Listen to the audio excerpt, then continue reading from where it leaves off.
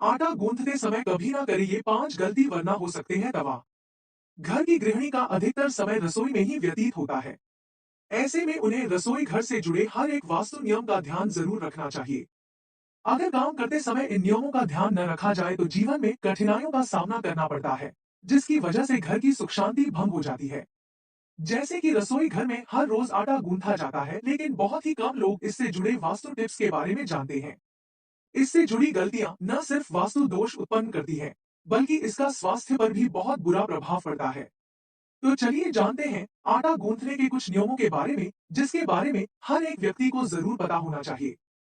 हर घर में रोज आटा गूंथा जाना आम बात है, लेकिन ये बात कम ही लोग जानते हैं कि आटा गूंथते समय की गई कुछ गलतियां बहुत भारी पड़ सकती हैं।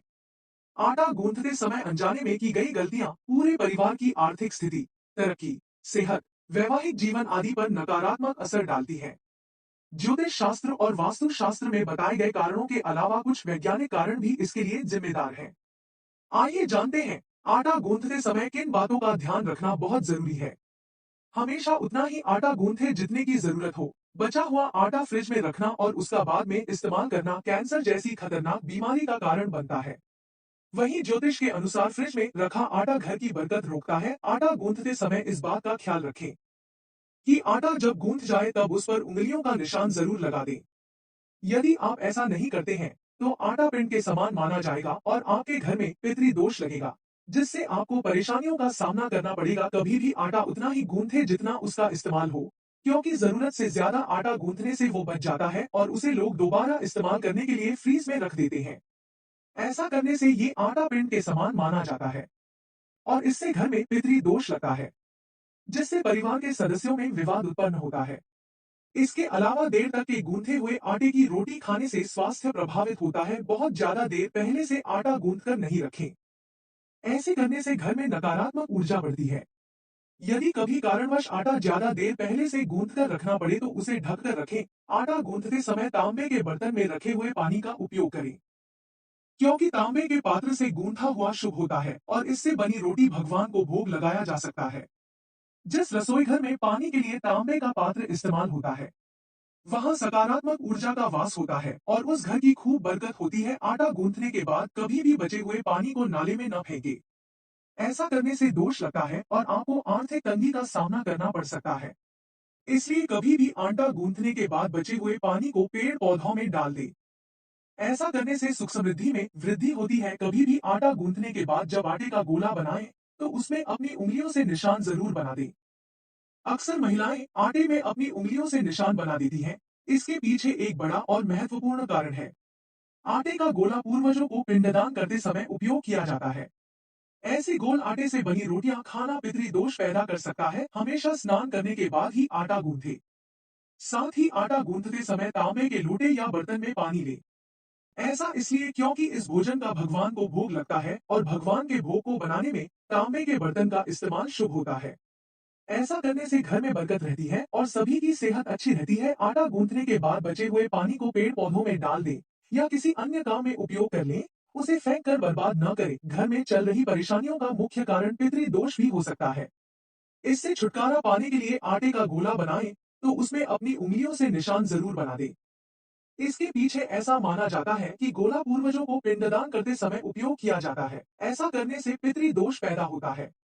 रोटी का आटा आप जिस तरह से गूंथती हैं, पूरी का आटा भी उसी तरह से गूंथा जाता है, मगर यह रोटी के आटे जितना मुलायम नहीं होना चाहिए। पूरी का आटा जितना सख्त गूंथा जाएगा उतना ही अच्छा होगा। पूरी का आटा गूंथने के लिए 2 कप गेहूं का आटा लें। इसमें एक छोटा चम्मच चीनी और सवा छोटा चम्मच नमक डालें। इतना नमक डालने से आपकी पूरियां नमकीन नहीं होंगी बल्कि आटा स्मूथ गूंथेगा। वहीं चीनी डालने से पूरियों का रंग सफेद बना रहेगा। अब आपको आटे में आधा कप दूध और आधा कप पानी डालना है। पानी और दूध को धीरे धीरे डालकर आटा गूंथे। इस तरह आपका आटा बहुत जल्दी गूंथ जाएगा।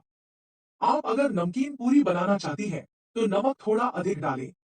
इससे पूरी का स्वाद नमकीन हो जाएगा। वहीं अगर आप पूरी में किसी भी चीज की स्टफिंग करना चाहती है, तो आपको पूरी का आटा थोड़ा मुलायम गूंथना चाहिए। जब पूरी का आटा गूंथ जाए तो आपको उसके ऊपर एक छोटा चम्मच तेल लगाना है। आप तेल की जगह देसी घी का इस्तेमाल भी कर सकती हैं। ऐसा करने पर पूरी कुरकुरी बनती है। अब आप गूंथे हुए आटे को किसी प्लेट या फिर कॉटन के कपड़े से ढककर रख सकती हैं। इस बात का ध्यान रखें कि कपड़ा गीला नहीं होना चाहिए। 15 से 20 मिनट आटे को सेट होने के लिए रखने के बाद एक बार 30 सेकंड के लिए उसे दोबारा गूंथें। ऐसा करने पर आटा स्मूथ हो जाता है और पूरियां अच्छी मिलती हैं। आटे की पेड़े जितनी बड़ी लोइयां तैयार कर लें। पूरियां स्मूथली बिल जाएं, इसके लिए आप हर लोई पर थोड़ा सा तेल लगा दें। अब चकले और बेलन पर भी थोड़ा सा तेल लगाएं। इस बात का ध्यान रखें कि पूरी बेलते वक्त रोटी और पराठे की तरह परथन नहीं लगाया जाता। ऐसा करने पर पूरियां लाल सिकती हैं और परथन से तेल भी खराब हो जाता है। पूरी को जितना हो सके गोल और पतला बेलें। पतली पूरियां हल्की कुरकुरी होती हैं और फूलती भी अच्छे से हैं। पहले सभी पूरियों को बेल लें और फिर उन्हें तेज गरम तेल में सेकें। अगर आपको पूरी तुरंत खानी है तो उसे थोड़ा लाल कर लें। मगर आपको पूरी स्टोर करनी है तो आपको उन्हें हल्का गुलाबी होने पर ही कढ़ाई से बाहर निकाल लेना चाहिए। ऐसा करने पर पूरी ठंडी होने पर भी मुलायम बनी रहती है। कई बार देखा जाता है कि सेब को भी कई लोग फ्रिज के अंदर रख देते हैं, बल्कि ऐसा करने से बचना चाहिए। आपकी जानकारी के लिए बता दें कि सेब में एंजाइम्स एक्टिव की मात्रा ज्यादा होती है, जिसके चलते फ्रिज में मौजूद अन्य फल कुछ अधिक ही पाक जाते हैं। कई लोग तो सेब को डीप फ्रिज में भी रख देते हैं, जो गलत है। ऐसे में आप सेब को किसी पेपर में लपेट कर रख सकती हैं या फिर फ्रिज के अलावा किसी अन्य ठंडी जगह रख सकती हैं। अगर आप अंडे खाने की शौकीन हैं और एक साथ अंडे की पूरी ट्रे घर ले आती हैं, तो जाहिर है आपको अंडे को स्टोर करना पड़ता होगा। ऐसे में अंडों को स्टोर करने का सही तरीका आपको पता होना चाहिए। अमूमन लोग अंडे को फ्रिज के बाहर ही रख देते हैं, मगर यह तरीका सही नहीं है। अगर अंडे ऐसे स्थान पर रखे हैं जहां बहुत अधिक गर्मी है तो आपको बता दें कि अंडे में ऐसे बैक्टीरिया उत्पन्न होने लगेंगे जो आपको बीमार कर सकते हैं। इसलिए अंडों को फ्रिज में रखना ही बेहतर होता है। अंडों को फ्रिज में रखने से उनकी शेल्फ लाइफ भी काफी बढ़ जाती है। सब्जियों को बाहर से खरीद कर लाने के बाद अगर आप उन्हें वैसे ही प्लास्टिक बैग में बांध कर रख देती है, तो इससे सब्जियों के गलकर सड़ने का डर बढ़ जाता है। अगर आप पत्तेदार सब्जियों को स्टोर करना चाहती हैं, तो उन्हें कागज में लपेट कर रखें। वहीं आप अन्य सब्जियों के लिए ऑर्गेनाइजर का इस्तेमाल कर सकती हैं। इस बात का भी ध्यान रखें कि फ्रिज में सब्जियों को ठूसे नहीं, बल्कि सब्जियों के बीच में छोटा सा गैप बना लें और फिर उन्हें रखें। इससे सब्जियों में जरूरत भर का मॉइस्चर बना रहेगा और वह खराब भी नहीं होंगी। कई लोगों की आदत होती है कि वह अपनी वार्डरोब को खोलकर खड़े हो जाते हैं और फिर सोचते हैं कि आज क्या पहना जाए।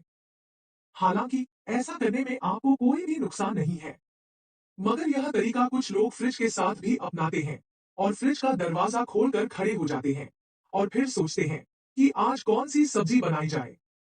अगर आप भी ऐसा करती हैं, तो जान जाएं कि आप अपने ही फ्रिज की शेल्फ लाइफ को कम कर रही हैं। इससे आपका फ्रिज कूलिंग करना कम कर देगा और फ्रिज में रखा सभी सामान खराब होने लगेगा। अगर कोई खास रेसिपी बनानी होती है तो जाहिर है कि आप पहले उस रेसिपी को बनाने का तरीका देखती होंगी, उसे बनाने की विधि पढ़ती होंगी। मगर शेफ कुणाल कपूर कहते हैं कि किसी भी रेसिपी को बनाने से पहले उसकी पूरी विधि जरूर पढ़ें, मगर साथ ही जब आप रेसिपी बना रही हो तब भी रेसिपी को देखती जाएं। इससे आप कोई भी स्टेप मिस नहीं करेंगी। इतना ही नहीं, शेफ कुणाल की माने तो कभी भी खाना बनाते वक्त आपको हर स्टेप पर उसे चखना नहीं चाहिए। यदि आप हर स्टेप पर रेसिपी को टेस्ट करेंगी तो आपको उसमें कमी ही नजर आएगी। ऐसे में आप रेसिपी को सही तरह से नहीं बना पाएंगी। बहुत से घरों में किचन की सफाई दिन में केवल एक बार ही होती है, मगर सही तरीका तो यह है कि किचन को उतनी बार साफ करें जितनी बार आप उसका इस्तेमाल करें। खास तौर पर गैस टेबल, चिमनी, सिंक और किचन की फर्श को हमेशा साफ रखें। याद रखें, अगर आपकी रसोई साफ रहेगी तो आपको स्वादिष्ट और सेहतमंद भोजन करने को मिलेगा। ठंडे मौसम में पका हुआ भोजन आप 4 से 5 घंटों के लिए रख दीजिए, फिर भी खराब नहीं होते हैं। लेकिन गर्मियों के दिनों में सुबह में खाना बनता है और शाम होते होते खराब हो जाते हैं। कई लोगों का मानना है कि गर्मियों के दिनों में खाना बनाने के बाद लगभग 2 घंटे के अंदर उसे खा लेना चाहिए। 2 घंटे के बाद धीरे धीरे भोजन खट्टा होने लगता है। ऐसे में आप भोजन को 2 घंटे के अंदर ही सेवन कर लीजिए ताकि खराब ना हो। शायद आपको इससे पहले इस टिप्स के बारे में मालूम हो। अगर नहीं मालूम है तो आपकी जानकारी के लिए बता दें कि गर्मी के मौसम में पुराने बर्तन से भोजन को किसी फ्रेश बर्तन में रखने से जल्दी खराब नहीं होते हैं। जब भी भोजन बच जाए आप उस भोजन किसी अन्य बर्तन में रखकर फ्रिज में रख सकती हैं। इससे भोजन फ्रेश भी रहता है। खासकर छोटे बच्चों का बचा हुआ भोजन किसी फ्रेश बर्तन में ही रहना चाहिए। किसी भी मौसम में भोजन खराब होने का सबसे बड़ा कारण है एक साथ कई भोजन को मिक्स करके रखना या फिर एक ही बर्तन में रखना। ऐसे में भोजन का खराब और बर्बाद होने से अच्छा है आप अलग अलग बर्तन का इस्तेमाल करें।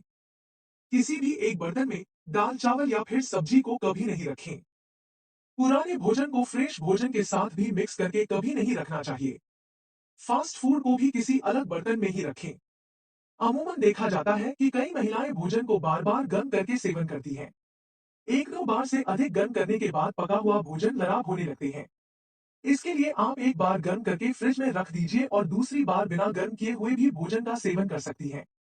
फ्रिज में कभी भी अधिक गर्म भोजन को न रखें, क्योंकि इससे भी पका हुआ भोजन खराब हो सकता है। तो दोस्तों यह थी हमारी आज की कहानी। आपका क्या कहना है इस कहानी के बारे में कमेंट करके हमें जरूर बताएं। वीडियो को कर दीजिए और इसी तरह की कहानियां लगातार देखने के लिए चैनल को सब्सक्राइब करके घंटी को दबाकर ऑल पर सेट कर लीजिए ताकि आने वाली वीडियो का नोटिफिकेशन आपके पास तुरंत पहुंच सके। मैं मिलती हूं आपसे अगली वीडियो में, तब तक के लिए धन्यवाद।